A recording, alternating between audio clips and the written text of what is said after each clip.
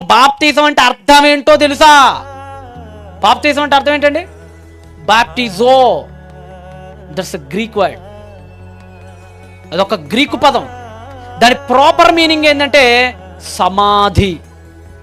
ఏంటి దాని పదం? బాప్తిజం అంటే ఏమనుకున్నారు?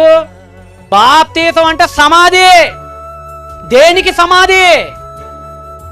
ఒకప్పుడు పాపాలు చేసావు కదా, ఇష్టమైనట్టుగా అడిగేవాళ్ళు లేడని చెప్పి మంచిగా తాగి రోడ్లమ్మడ తిరిగావు కదా, చిన్నప్పటి నుంచి ఎన్నో పాపాలు తెలిసి తెలియక, తల్లికి తెలియకుండా, తండ్రికి తెలియకుండా, భార్యకి, భర్తకి, పిల్లలకి, ఎవరికి తెలియకుండా నీ రహస్య పాపాలు కొన్ని చేసావు కదా.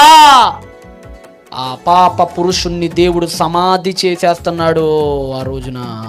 సమాధి కార్యక్రమం అండి. మీకు అర్థమయ్యేటట్టు తెలుగులో పచ్చిగా చెప్పాలంటే బాప్తిజం అంటే సమాధి కార్యక్రమం. దేనికి సమాధి? నీ పాపిష్టి జీవితానికి సమాధి.